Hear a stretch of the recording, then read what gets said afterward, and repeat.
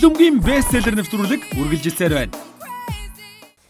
Сайн басганы үзэгчдээ та бүхэндээ энэ сайхан өдрийн мэндийг хүргэе. Ингээд хүлэмгийн бестселлер нэвтрүүлгийн шив ширхэн дугаар таны хомерт залран очиход бэлэн боллоо. Бид мэдээж та бүхэн манай нэвтрүүлгийг үзэж байгаа бол Андре Пирло хэмээх Италийн энэ цаг үеийн хамгийн шилдэг хүлэмгчийн номыг та бүхэндээ ярьж өгж байгаа. Ингээд мэдээж нэвтрүүлгийн маань зочин хомерт хүлэмгийн тайлбарлагч Балжаах маань хүрэлцэн ирсэн байгаа. Балжаахтай энэ өдрийн мэндийг хүргье. За энэ өдрийн мэндийг хүргье.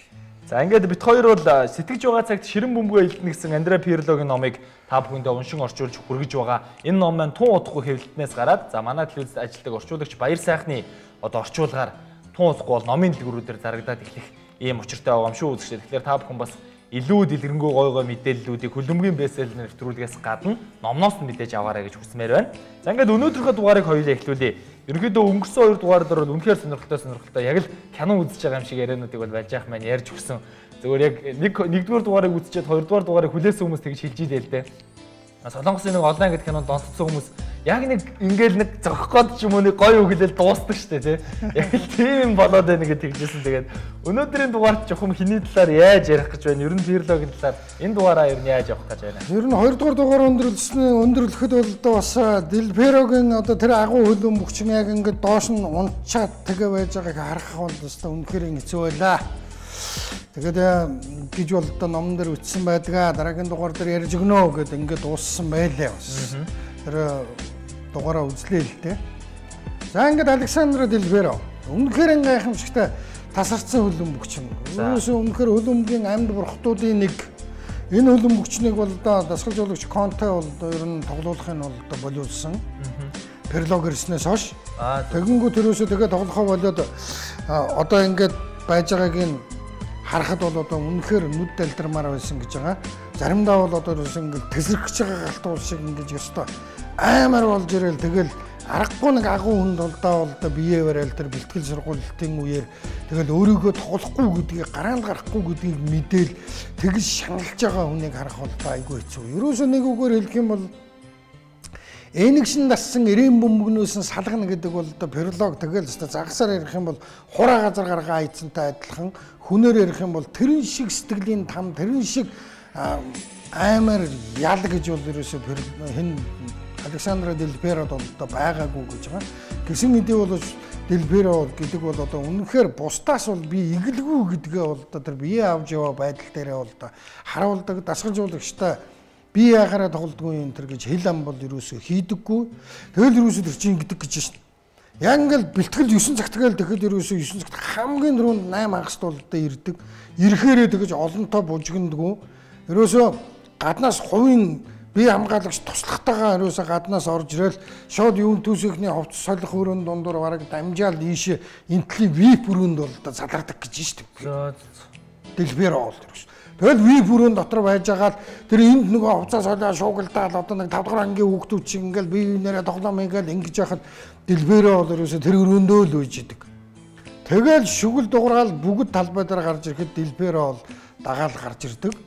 Тэгэл гарч ирэнгүүтээ бэлтгэл сургуультай бол ерөөсөө эрдийгээр гараанд гарахгүй байсан ч гэсэн ягштал хийгээл цөөхөн олдож байгаа хаяа нэг сэлгээгээр орж ирэх хаяа нэг юунд гарах одоо гараанд гарсан тоглолтын дээрээ бол өстой бүгдээрнгийн бол алмаар болдог гэсэн.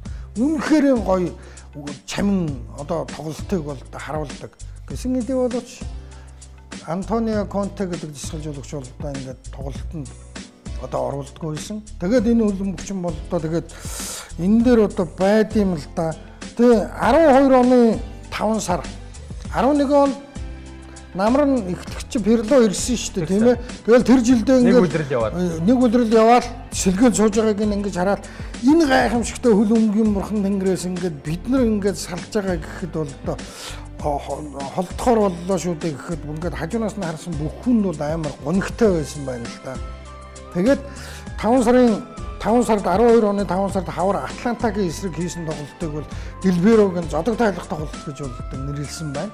Энэ тоглолтын дээр ингээл ерөөсөө Ювентусын бүх хөгжөөний дэмжигчид ирээд үдэлтийн тоглолтод мундаг тийм одоо хүндэтгэл үзүүлээл ингээд бол ерөөсөө талбайд шүү дээ. Янзын сайхан байсан гэж. Тэгээд овч солих өрөөнд орж ирээд сад тавьлаа, асгартлаа уйлаад тэгэд ерөөсөө Ювентусын бүх тоглогч нар уулаад энэ агуу амтнаас ингэж холдох гэж. Тэгэл тэр Австралийн Сидней рүү чинь онгоц 21 цаг нисчээж очдог гэж. Европын аль ч орнд аль ч баг тоглоход бэлэн байсан. Тэгэхээр аваргуудын лиг тэр Ювентусын эсрэг тоглож өөрийгөө амьдаар нь шармахтайгаа хатааж ясны оронд зүгээр нүдэн балай чихэндүлийн ертөнцийн нөгөө өнцгт очиод хөвчийгээл тэгэл тэр Сидней багтаа бол одоо гэрээ хийсний гол учир жандсан бол ерөөсө тэр гэж байна. Тэгээд энэ агуу амьтанд ингэж хүндэтгэл үзүүлэхгүй байхын чаргагүй. Энэ бол ерөөсөө одоо Монголын орчинд ярих юм бол одоо цэвэр алтаар цутгацсан баг Mercedes Benz машин. Энийг бол зүгээр нэг захын нэг салон руу ширж оруулаад засвар хийн гэвэл бүтэхгүй үстэй. Тэрнтэй адилхан тийм л хангамжин, тийм л юутай бол одоо байж иж бол ерөөсөө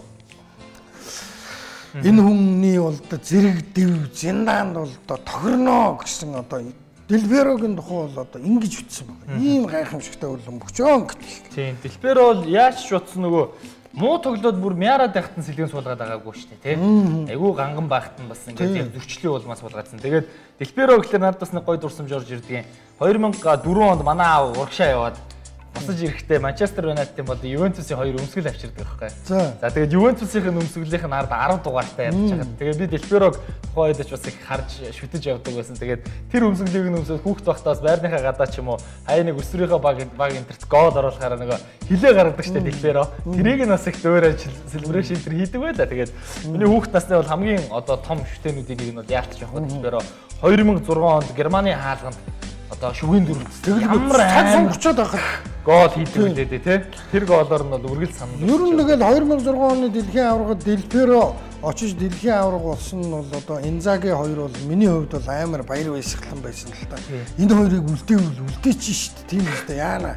Тэг чин энэ хоёрыг авч яваа тэгээд дэлхийн аварга болоход бол сайхан байсан. За тэгээд дараагийн нэг сони юм гэх юм бол ерөөсөө Челситэй бол холбогдсон гэдгийг би бол Оросоос нэг хальтныг дээнхэн үед уншижсэн чинь энэ номон дээр бас тодорхой байна. За 2009 онд Анчелотти Миланаас яваад Челсид очсон юм байна. Тэнгүүдээ Анчелотти чинь наашаа өрөөд. Чи одоо ерөөсөө энд ингээд хоёулаа одоо ерөөсөө Роман Абрамовичийн энэ юунд бол одоо ерөөсөө сайхан хүчин зүтгэе. Чи өрөөдөр гингүүд ерөөсөө Миланы алтан үед бол одоо яг Перлогийн үйл одоо Анчелотти босс нь байсан, дасгалжуулагч нь байсан юм чинь Анчелоттид бол ерөөсөө үгүйх ерөөсөө ямар ч арга бол байгаагүй. Оо за ерөөсөө бас нөгөө нэг уламжлалсаар өгдөг аман зөвшөөрлөө өгч. За би очив. Та намайг одоо ерөөсөө энэ Берлусконы ерөнхийлөгчтэй л одоо ярьчих. Би бол ерөөсөө ямар ч асуудал алгагүй. Ингээ хийжсэн чинь Берлусконы дуудаж авчрангуудаа би юу ярьж байгаа юм бэ? Хюнтеларыг урд аваад ирсэн. Хюнтелар гэдэг бол одоо үнэхээр гайхамшигт. Галландын супер товтлогч жинхэнэ голын мангас анчин гээл. Ингээл ерөөсөө нөгөө Берлусконы Хюнтеларыг магтаж өгч гин. Гэхдээ наа чин одоо чи баг хаяал нөгөөд чи гол штэ гэдэг. Тий яг үнэ ингээд байдаг. Тэгэнгүүт л ерөөсөө Перлос урдаас нь наа чи Реал Мадрид очоод тэгээд нэг онцгүй байж байгаа л ирсэн штэ. Гүй одоо штэ энэ хүнийг л одоо эргээд гол молыг хийлгэхэд бол ерөөсөө чи л хэрэгтэй. Берлускони Гэхдээ чи одоо тэгээд одоо болно гэж одоо юу яриад байгаа юм тэр. Ингэсэн чинь миний гэрээ одоо ингээ хоотон ингээ дуусна. Та нар чи одоо тэгээд гэрээ сунган орон энтер гэсэн юм бүрхэг байгаа. Одоо би ер нь одоо ингээ явъя. Тэр 11 онд явдаг чинь үү шүү дээ. 6 он хүртэл 5 жилийн гэрээ хийгээд бас тэр нэг 10 онд 5 жилээр хийгээд ингээ дуусгах гэсэн нь 2009 онд 2 жилээр хийгээд 11 болгоцсон юм биш үү тэр чинь гэж байгаа. Яг үнэ. Тэгэнгүүт чи тэр гэрэмээр ерөөсөө асуудал байхгүй. За чи харж чи ерөөсөө юу яа. Би ч маргааш өглөө өгөхөд гэрээ гэж юм бэлэн болгоо. Чамд 1 жилийн гэрэмээр энэ тэр гэж байхгүй. 2 жилээр гэрээ энэ хоёлаа ерөөсөө. Тэгээ 2 жилийн дараа хоёлаа байдлыг харна гэж нөгөөдхий чинь найраад тэгэнгүүтээ үлдээгээд тэгээд 11 он хүртэл авчиад 2 жилийн гэрээ юм гэж. Тэгэнгүүт Анчелотти руу ирсэн чи Анчелотти надад ч ямар заавал болсон одоо ерөөсөө чиний үнийг ерөөсөө тэнгэрт хадгачлаа. Тэгээд Ивановичийг Пирлогийн хавчурганд нааш нь авид. Тэгхийн бол бид нар 8 юм гэдэг. Тэгсэн Челсигийн Абрач нь юу Ивановичийг явуулна тийм юм баг. Тэгээ наа Пирлоч нь амар үнэтэй. Дээр нь бас энэ Миланыхын ямар даварцсан Иванович. Тийм Ивановичийг авид иргээ сууж идэг. Бол тэр Пирлого гэдэг. Ингээ Анчелоттиг ерөөсө Пирлог бол ерөөсө болиулсан байна. Тэгээ Сильвио Берлусконигийн тухай бол ингээ ярьсан байна л да. Тэгээ Берлускони бол ерөнхийлөгч бол жилдээ Меланелло гэсэн бааз дээр бол жилдээ нэг удаа бол ирдэг. Нэг хоёр удаа л ирдэг. Амар сандсан байдаг гэж нэрээс хөлөн бөхчнэрээс ерөнхийлөгчийг ерөөсө ярих асуудал зөндөө байдаг. Амар гомдож идэг, ууралж идэг. Тэгэл ингээл бэлтгэлийн бааз дээр байж хат Берлусконигийн онгоцны сэнс хөнгнөөл эргэж байгаа нь дуулдаад онгоц газар буугаад бүх хөлөн бөхчтэй ингээл эцэг нэм шиг ингээл айгүй найрсгаар гарвараад бүгдээрнтэй ингээл нааш нь татчирд суулгаад ээлж дараагаар ингээл юм амьдрал ахуйг нь ялрал ингэнгүүт сэтгэл бол ерөөсө цэлмэл явцдаг юм л дээ. Тэгэл ерөөсө тэр том хүнтэй ингээл юм яриад сууж байгаагаа өөрийн болоод ерөөсө амийн насны аз завшаан гэж бол үздэг. Анчелотти яагаад Челси рүү явсан бэ гэдэг дээр бол бичсэн байна. Берлускони бол ерөөсө дандаа ингэдэг гэж. Меланы довтлогоо ерөөсө мохоо байна. Хоёр довтлогчтой тоглуулаа. Чи ерөөсө хоёрыг гаргаа гэж шахаад байдаг. Анчелотти урдаас нь нэг болно. 7 онд сая аваргуудын лигэд төрүүлээ үсттэй. Нэг болно. Би нэг довтлогчтойгоо тоглоно гэдэг. Чи ямар балаа юм бэ? Хоёртой тоглоо. Тэгвэл нэгээс бүр ганган. Тэнгүү та одоо надад итгэхгүй байгаа мó нэ тэргээд энээс болж болдоо. Ерөнхийлөгчдөө зөрчилдөөд ингэсэн байна. Аваас дасгалжуулагч нарын талаар нөгөө Туркийн Фатих Терим гэдэг нөхөр баахан муу гэж дасгалжуулж явж байгаа. Тэр чинь өстө үнэхээр хамаагүй нөхөр гэж шүү дээ. Эвлийн баг орлмор дээр энэ төр болзгор ноосон самсамцтай дахиж орж ирдэг. Одоо бараг тийм албаны бус хувцастай ирдэг. Гэртээ нэг сериал үздэг юм байна. За. Нэг онлайн гэд. Тэр чинь тэр Пирло ирж яаж холбогдож байгаа вэ? Миланд байсан. 5 сар дасгалжуулсан. Ерөөсөө ирээд явах нь бол ерөөсөө тодорхой болсон гэж байна. Маргааш нь л ерөөсөө. Яг үнэ. Фатих тэрүүн дахиж орж ирээд ерөөсөө би сериалын цаг боллоо. Ёо гэртээ харж ерөөсөө киногоо үзэн. Нэг бол сувг овцохоо сувгийг нөгөөд одоо солонгосын сериал шиг юм дээрээ тавьчихсан. Би нэг дэх нь нэг ТЖ нэг тэгж үздэг байсан. Тэр шиг бүх ажлаа хаяал тэгээ үзээс хойш. Тэгж ягаад нэг орчуулагчтай гин. Тэр турк орчуулагч бол өстой самардаг гэж байна. За. Фатих Терим 5 минут юм ярингууд турк орчуулагч 2 хөлбөрөөр л орчуулдаг. Янзын сайхан орчуулдаг гэж байна. За энэ өстой шийдвэрлэх тоглол. Сайн тоглож нөхдөд гэж байна. Фатих Терим ингээд яриад ярьж орчуулагчтай гарангууд тэр дамжуулалтаа сайн өг. Довтлогч нар сул зайд сайн гар гэж байна. Болоо. Тэр 5 сар дасгалжуулагчгүй дуудсан гэж байна. Тэгээ нэг юм мултарсан гэж байна. Тэгээд за зөвхөн сонирхолтой байна. Манай хөлбөмбөгийн бестселлер нэвтрүүлэг та бүхэндээ хөшигний цаана юу болдгийг ярих нь бол бидний хамгийн гол зорилго байгаа. Тэгэхээр хүн болгоны мэддэг Пирло хэдэн гол хэдэн ассист өгсөн гэдэг нь бол сонирн биш. За Балжаагаас бас нэг юм асуухад Реал Мадрид болон Барса, Челси гэсэн 3 багт яг эрхийн даваан дээр дандаа туслагдчихсан байгаа. Ер нь аль багт Пирлог харахыг хүсэж ирсэн бэ? Үедээ тий. Одоо ингэ номын уншсны дараа хаана байсан бол илүү дээр гэж бодож байна. 2006 оны Дэлхийн аврагд явж ирэнгүүтээ Реал Мадрид л очсон дээр шүү дээ. Канаваратай хамтдаа. Тэгээд Реал Мадридэд очно гэдэг чинь тэр чинь юм байгаа байхгүй. Нөгөө Реалын томчууд чи бүгд болж байгаа шүү дээ. Зидан болцсон. 2006 он Зидан болцсон. Бекхэм, Бразилийн Роналдо энэ тэр яг жилих гэж байгаа үе нь байхгүй. Тийм биз дээ. Намар нэг аврагуудын лигэд алдаг оног тоглож моглол Бекхэм чинь бүр тоглоулахгүй байж байгаа нэг дуудаж нэг Бевагаас авчир тоглоулдаг чүлүү нэг хэсэг энэ тэр тий. Яг тэр үе чинь Пирло хэрэгтэй байсан баг. Түүнээс би бол тэр 2010 онд Барсад очиод бол дэмий юусэн болов гэж бодож байна. 9 оны нөгөө амар Барса чинь Пирлогүй амар л үсэн юм чинь тэгээд яг амар юм руу хөл тавьснаас яг нэг 90 солигдож байгаа багт дунд нь дахиад орсон бол за Челсигийн Анчелоттой ч битгэхгүй зүгээр ер нь сайн үзэхэл байсан. Тэгээ бас нэг юм байт юм байлаа. Манай үуч бас туршлага их сайхан судалдаг гин. За хоёул нэг бичлэг үзүүлчихээ. Тэгээд эргээд уулзъя. Сүүлийн үед манай хөлбөмбөгийн бестселлер нэвтрүүлгийн дундуур явж байгаа дуунд бас хүмүүс их дуртай байна. Тий, тэр чи асуугаа надаас хиний дууын гоё дуу мой дуу. Тэрийг явуул. Тэр дууга Пирлогийн гоё зургуудын хамтаар сайхан зургуудын хамтаар үзүүлчихэд тэгээд студид эргээд уулзъя. Хөлбөмбөгийн бестселлер нэвтрүүлэг маань үргэлжлэлээр байна.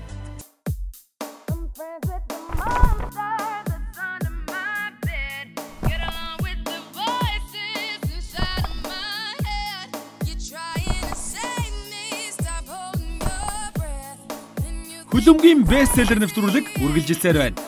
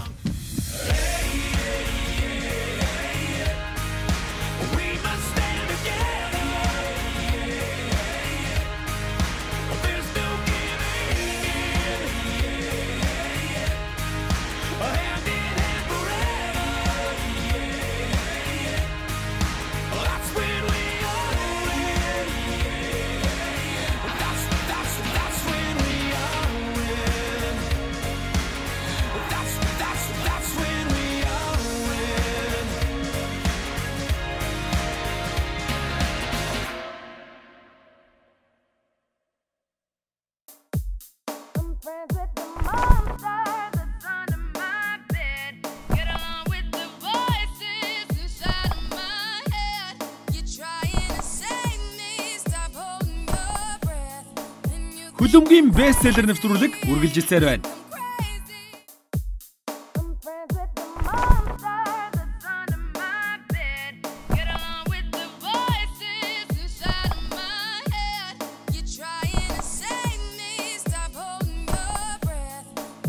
Хүлэмгийн бестселлер нэвтрүүлэг үргэлжилсээр байна.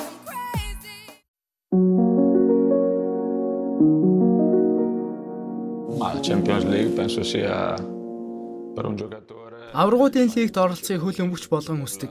Тим аз надад тохиосон талархаж явдаг. Аваргуудын лигт 100 тоглолтод оролцсон зуутуудын клубын шинэ гишүүнээр бид Андреа Пирлог нэрлэж байна. 35 настай Итали хагас хамгаалагч Европын элит клубүүдийн өрсөлдөөнд 110 удаа оролцохдоо 8 гол оруулсан бөгөөд урам тансаг, гоёмсог тоглолтоор үзэгчдийн сэтгэлийг хөлдөгсөөр ирсэн юм. Пирло анхны аваргуудын лигийн цомоо AC Милантай хамт 2003 онд өргөж байлаа. Олд Траффордод явагдсан финалийн тоглолтын үндсэн цаг нэмэлт цагт гол ороогүй учраас торгуулийн цохилдоор ялагчийг тодруулсан. Пирлогийн карьер 1995 онд Брешагаас эхэлсэн бөгөөд 3 жилийн дараа Интерийг нэгдсэн юм. Улмаар 2001 онд тэрээр Миланы 2 багаар дамжсан түүхэндх 5 дахь тоглогч болсон юм. Би тэр үед залуу байсан болохоор сөрөг хил аманд тэгтлээ анхаарал хандуулаагүй. Харин намайг явуулж алдаа гаргасныг нь өмнөх багтаа харуулахыг хүсэж байлаа. Мэдээж Миланд би гайхалтай он жилүүдийг өнгөрөөсөн. Гэхдээ тэглээгээд Интерт муу сансан юм байхгүй. Би зөвхөн амжилт ялтыг л хүссэн юм.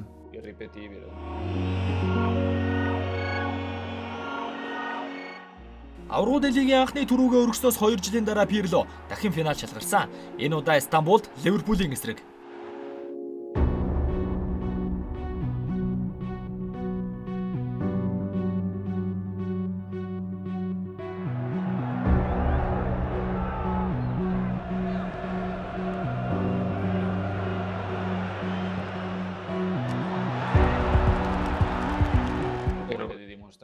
Эхний хагаст бид өөлөг харахгүй төгс тоглолтоор Ливерпулийг бүрэн илүүргэсэн. Гэтэл завсарлагааны дараа бүх зүйл оронгоор эргэжсэн. Тэр 8 минутанд юу болсныг бид тайлбарлаж чаддгүй юм. Зүгээр л хард арсан зүйл шиг санагдаж байлаа. Гэхдээ энэ ч хөлөн бүш үү дээ. Ийм төсөөлөлшгүй тайлбарлалшгүй нууцлыг болохоор л сая хүмүүс дурлаж үздэг байх. Стамбулд Миланаас торгуулийн цохилд алдсан 4 тоглогчийн нэг нь Пирло байлаа. Гэхдээ 2 жилийн дараа хувь тавилан тэдэнд хариу авах боломжийг өгсөн юм.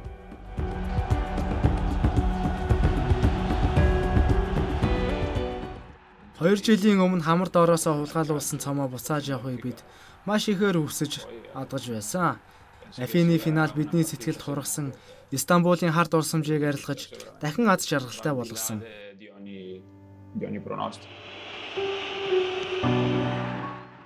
Адал явдал ихтэй 10 жилийн дараа Пирло Миланыг орхиж Ювентустай гэрээ байгуулсан.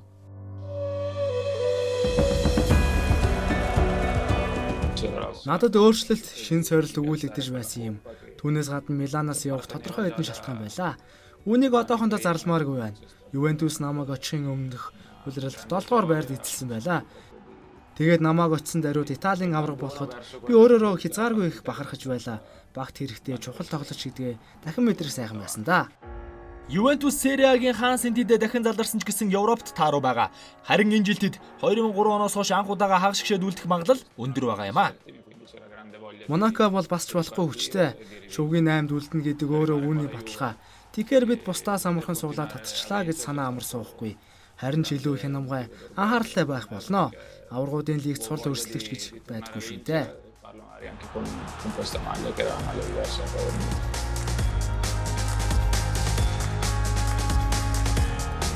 Мэргэжлийн хөл өмгийн тогоонд 17 жил чанагдж байгаа ч гэсэн Пирло аваргуудын лигт үрдийн адил татагдсан хэвээрээ байна. Аваргуудын лигийн уур амьсгал мэдрэмжийг юутайч харьцуулах аргагүй. Бямб нэм гарагийн лигийн тоглолтын дараа аваргуудын лиг хүлээж байгаа гэж бодохоор нойр хүрдэггүй юм. Тийм болохоор би энэ гайхалтай тэмцээн зодог тайлах хүртлээр оролцох хүсэж байгаа. Магадгүй дахиад нэг удаа цом өргөх юм билүү.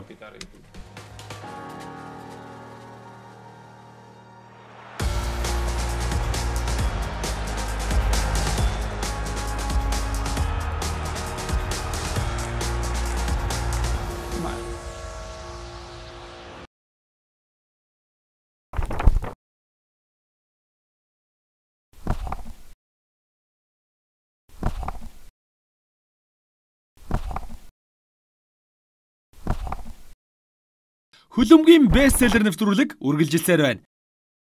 Эргээд уулзж байгаадаа таатай байна үзэгчдээ. Хөлөмгийн бестселлер нэвтрүүлэг маань сэтгэж байгаа цагт ширэн бөмбөгөө элдэнэ гэж Андре Пирлогийн номоор та бүхэндээ хүрж байгаа. Энэ бол бидний 3 дугаар буюу сүүлчийн одоо Пирлогийн бол сүүлчийн дугаар байгаа.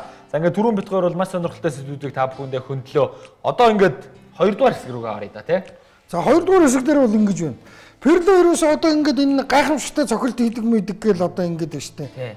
Ерөөсөө бүр тэр цохилтын аргыг олох гэж ерөөс тамаа цайсан шармахтайгаа атсан. За ерөөсөө болтгоо. Тэгэл ерөөсөө тэр меланелла тэр бэлтгэлийн баазын бүх бөмбөгийг хашаагийн давуул цөлөөд ерөөс. Тэгээс үүлдээ нөгөө тэр нэг бөмбөг хариуцсан нэг нярв ба шүү дээ. Тэр ерөөсөө Пирло гарахаар ерөөсөө уур нүрэл чи битэр аав бөмбөг шүү дээ. бөмбөг алга болцсон. Аав бөмбөг хашаа давхул юм бол тэгэл баг. Хашааны гадаа бол ерөөсөө тэгэл хэдэн бацсан уу сахиа зогсчод ерөөс аа цаашаа тэгэл өнгөрөө ерөөсөө. За ингээд үжсэн чи Пирло гингэнд нэг өдөр л орсон. Пирлогийн ерөөсөө яг ганц шүтэн нь бол Juninho Pernambucano. Бразил. Нөө тэрний цохилтыг хараад яаж ингэж бөмбөг ингэж хөлөөс ийшээ гарч яваад ингэж эргээд ингээл унж гинөө гэдгийг ерөөсөө яагаад ч болохгүй байжсэн. Тэгэл хамгийн сүүлд олсон. Одоо чамд хэлэх юм бол чи бол гайхах. Тэр ерөөсөө хөлийн ерөөсөө 3-3-аараа зогтдог гэж шин. Энийг яг хөлийн 3-3-аараа зогтох юм байна. Би одоо тэгж л уншлаа. Би ямар өөрөө бөмбөг тэгж өшгөлж үзэлтэй нь биш амгалан. Намайг бодвол чи хөлөн бөч юм. Нэрээ тэгж тэгээд 3-3-аараа зогсон жил шүү дээ. Янз юм байсан гэж. Яг одоо нэг хөлийн подиум хэсэг болон хөлийн дотор хэсэг подиум тэгээ гадар хэсэг гэж 3 янзаар нэрлээд байгаа шүү дээ тий. Гадар хэсгийг орхиод хөлийн дотор хэсгийг яг үзүүр одоо хөлийн уруугаар ярих юм бол эрхийн уруу дунд хуруу дунд хуруу гэсэн эхний 3-3-аар л зогсож байгаа байхгүй тий. Хамгийн гол ажиллагаа нь эрхийн уруун дээр төвлөрнө. Тэгээд яг подиумч биш дотор л зогсож байгаа ч биш. Яг тэр хоёрын голоор л сав гэж сахад одоо энэ Cristiano Ronaldo, Pernambucano, Pirlo гэсэн хүмүүс. Roberto Carlos-ын цохилт юу? Carlos-ыг шал өөр. Carlos подиум. Ерөөсөө подиум нэг бол гадар тэр Франц ялганд оруулдаг чинь гадар шүү дээ. Бүр ингэж явснаа ингэ орчихсон. Тэр чинь зүүн хөлийн гадар хэсгээр яваад ингэж орж байгаа шүү дээ. Тэр бол тэгэл Пирло ерөөсөө зүгээр бараг л сайн худлаа ярьдаг хүнд бол ерөөсөө орондоо орж хөвчж хагаад оллоо гэл Juninho-тэй бол уулзаагүй, асуугаагүй. Үдсээр байгаа бичлэг. Тэгээд ерөөсөө өсөрж босч ирэнгүүтэл ерөөсөө тэгээд давхиж жол цохол үдсэн ч шүү дээ. Яг гүйс.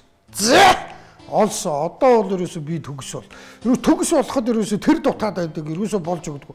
Дамжуулалт өгөхөр янз гоё болцоод байдаг. Яг хаалганд тэгэл тух гэхэр ерөөсөө болж өгдөг. Тэгэл үзэж ингэж юу ясараад ингэсэн байна. За бас нэг их адал явдал бас нэг байгаа. 12 оны 9 сарын 11 гэхээр чинь 14 оны дэлхийн аваргын эрхийн төлөө тоглолт болж байгаа юм уу да. Мальттай. За. Үзээ явуулсан чинь Андре Шембри гэдэг хөлбөмбөгчин Мальтын. Тэр бол ерөөсөө Перлод ингээл дурлцсан хүн шиг ингээл гөлийгөл хажуунаас нь ерөөсөө салахгүй. Талбай тэр. Гэхдээ Перлод бүр үүлээ үтсэн гин тэнгээ чина бөмбөгөө хараач өгсөндөө хүн рүү гөлийгээ дагаа яваад байгаа юм. Тэр хамаагүй. Таачстай сайхан байш шүү гэл ингээд ингээд сүулдэ нервтээд Перлод тоглолтоос гараад бүр ингээд юу хийхээ мэдхээ байгаа. Чи ямар ядаргаатай юм бэ энэ тэр. Чи миний фотолог чамд хэрэгтэй байгаа бол би чамд шорттойгоо тоглолтын дараа тайлж өгье. Чи тэр бөмбөгийг хараа энэ тоглолтондоо орооч гэж чи үгүй ээ. Энэ дасгалжуулагчийн заавал ингэж тэнхтүүлдэг гэж шүү дээ. Тийм шүү дээ. Тэр чинь талаад авчдаг шүү дээ. Одоо ингээд талбай дээр та баян гол тоглож шүү дээ. Би таныг ингээд талаад авчих шүү дээ. Та бөмбөг хаана явна би тантай цуг авчих. Бүх 90 минутын турш. Ерөөсөө ямар ч хамаа ирж байхад тэр ингээд хүрчгээр байсан газар хүрэхгүй юм шүү. Зүгээр ингээд Перлоор хараа. Тэгсэн чинь Перлоо ингээд зүүрлүүлсэн байна. За. Хэрвээ тэр залуугийн хуруунд бөгж байсан бол бараг хурмын бөгжөө надад өгөөд би танд үнэхээр дурлцлаа. Би насан туршдаа тантайгаа хамтаа байна гэж хэлэхэд бэлэн байсан. Тэр тоглолт жижиг багийн яг тактик л да. Яг 12 оны 9 сарын 11 Мальтын тэр Андре Шембри гэдэг нөхөр бол тэр өдөр бол Перлогчтой тамийн цайсан байна. Тэгээд энэнийхээ дараа ингэж ütсэн байгаа. Гэхдээ энэ ядарсан аргаас улаан хамарт Сэр Алекс Фергюсон ч бас ингэж дургуутдаггүй. Тий яг дургуутдаггүй. Пакчи сууныг аврагуудыг нэг тоглолтын дээр төгсөн гэн. Нөгөө солонгос ч нэрөөсөө ингээд ерөөсөө Перлогийн шилбиг хараад ингээд гүгээд байдаг ерөөс. Тэгээд ерөөсөө бөмбөг ирэх юм бол ингээд өшгчөөл түдгээл нудраад араас нь явраад өвдөглөөл ерөөсөө секунд болгоно тэр Малт залууг соёлтой тоглосон юм шиг байгаа. Пакчи суун бол ерөөсөө секунд болгоно би чиний дэргэд байна. Би чамтайгаа хамт гэдгийг мэдрүүлээд ерөөсөө бүр ингээд яваад. Гэхдээ үнэн намаа цааш. Гэхдээ би Пакчи сууны өмнөөс амар харамссан. Ногоон талбайн гоёмсог хөлбөмбөгийг өнгө удгаар нь ялгаруулж чадах энэ залуу ингэж өөрийгөө золиослож Перлог л тоглолтоос гаргаж лээвэл бус ч хамаагүй гэсэн хүн толгойг нь компьютер болгоод програмчлаа хайцсан нөгөө улаан амартч навж програмчлаад дэлгүүрийн түлхээ тааруулаад баадуугийн шангалаа төгөө тавьчихсан чинь за нэг юм там цайсан нэг юм хоёр нөхөр байгаа нь Жунино Пернамбукано байгаа. За тэгэд Желардино Инзагийн энтер бол айгүй тийм мухар сүсгтэй юм гин. Тийм шүү дээ нөгөө. Тийм шүү дээ нөгөө гол хийхээрээ эсвэл талбайд гарахаараа шүү дээ бөө юм болдог шүү дээ. Тэгээд Желардино Инзагийн чи хүний ардаа юм уу яадгүй ч гэх шиг ерөөсөө тэр тухайн заавал нөгөө талбай дээр бар үйлөө тавьж гардаг юм тийм.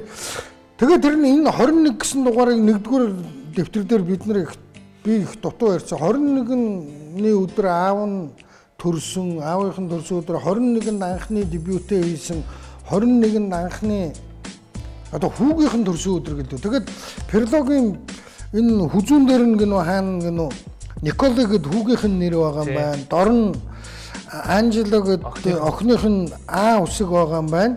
Бүгжнийхөө цааталд хүнээс нууж эхнэрийнхээ нэрийг шивүүлсэн байгаа.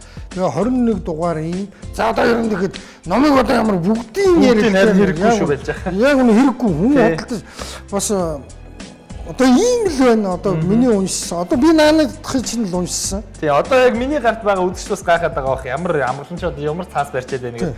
Яг энэ одоо нөгөө манай Баярагийн орчуулж байгаа яг их хувь их хэвн байгаа. Тэгээд их хэвлэлээс болж яах ингээд яг уншаад бүгдийг уншаад хамгийн сонирхолтой хөшгөний цаана гэснийг өөртөө буулгаад та бүхэнд бол 3 дугаарыг турш ярьж өглөө. Тэгээд яг одоо энэ бол миний гарт байна. Та бүхэн бас одоо энийг үнэхээр яг Перлогийн те үнэн ч хөгжөөн дэмжигч тэгээд Италийн шиг шоу болон Перлог үнэхээр шүтэж явдаг эрхэм байх юм бол одоо Facebook болон бусад хаягуудаар надтай холбогдоод тэгээд эх 7 хоногоос бас уццогч жогоод ч юм уу ярьж байгаа. За тэгээ би бас харж байгаа. Үнэхээр Перлогийн фэн байл. Яг энэ ихийг ингээд бас дурсуул болгоод өгчий гэж бодож байна. Тэгээд манай нэвтрүүлэг манай телевизийн зүгээс барьж байгаа бас нэг тийм томоохон сюрприз бэлэг байгаа юм шиг үзэж байна. Тийм болохоор та бүхэн нэвтрүүлгийг үзсний дараагаар гарч байгаа одоо Facebook болон бусад хуудасуудаар бидэнтэй холбогдоорой гэж хүсмээр байна. За тэгээд ерөнхийдөө ингээд энэ түрээд Болж ахтайгаа ярих яриагаа өндөрлөх үү те. Одоо бас нэг хоёр өгүүлбэр байна. За. Ингээд ном гараагүй байхад одоо манай SBS-ийн уран бүтээлчд бол одоо бест селлерийг хийгээд байгаа. Фергюсны ном дөнгөж сая монгол хэлний хэвлэгдэхэд бид нар бол одоо манай инженер техникийн ажилтны найруулагч нар байгаа шүү дээ. Харахад л бит хоёрыг харагдаад байгаа болохоос бид нар нодлон 8 дугаар гаргасан. Пролог хэвлэгдээгүй байхад нь пролог яриад өглөө. Одоо харин Луис Суарес цаан чин сайтуудаар бичигдэж байна. Орос дээр байна. Тэгэхээр бол одоо тэрнгүүр амьсгалт юм уу бас санаатай. Тий, одоо ингээд дуусаа. Тий, Луис Суаресийн ном бол бас олон улсад бол нэлээд хит болж байгаа юм байна. Crossing the line гэдэг нэртэй ном бол. Үгс үг энэ. Одоо шугамыг хөндлөн явах гэх юм уу да тий. Хөндлөн шугам гэдэг одоо тэгж орчуулах юм уу. Эсрэг талаас нь гэдэг юм одоо Суарес ч бас их өрмөцгөн учраас одоо тэгээд яалтч байхгүй Луис Суаресыг би бол Барсад очиод яаж чадахгүй болов гэж бас жоохон бодож исэн боловч үнэхээр гялцж байна нэрэ. Сая тэр сүүлийн тойргууд хийж байгаа гол энэ төр бол Суарес бол тасархаа бай. Тэгээд яг тийм байгаа учраас энэ цаг үед нь одоо энэ үлрэлийн төгсгөл болгоод бараг шахуу таарах байх та тийм хоёулаа ч. Тэгэх бах. Тийм Луис Суаресийн номоор хөлбөмбөгийн бестселлер дүр маань үргэлжлэх нь байх шүү үзэж штэ.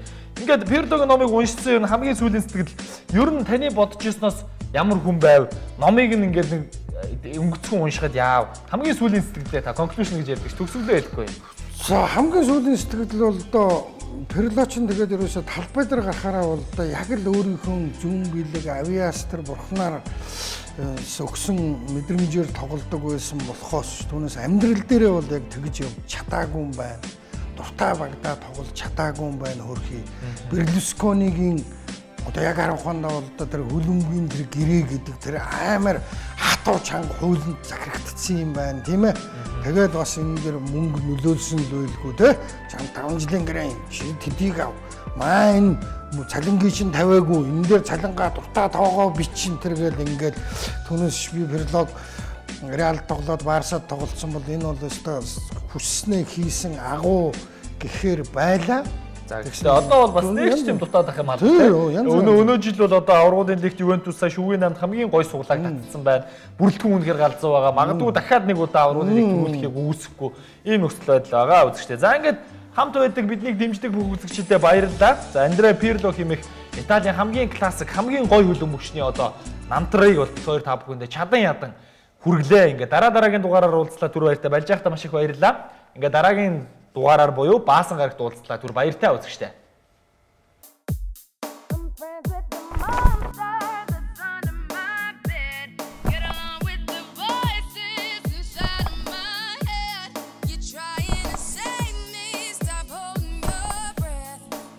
Хөлбөмбөгийн бестселлер нэвтрүүлэг үргэлжилсээр байна.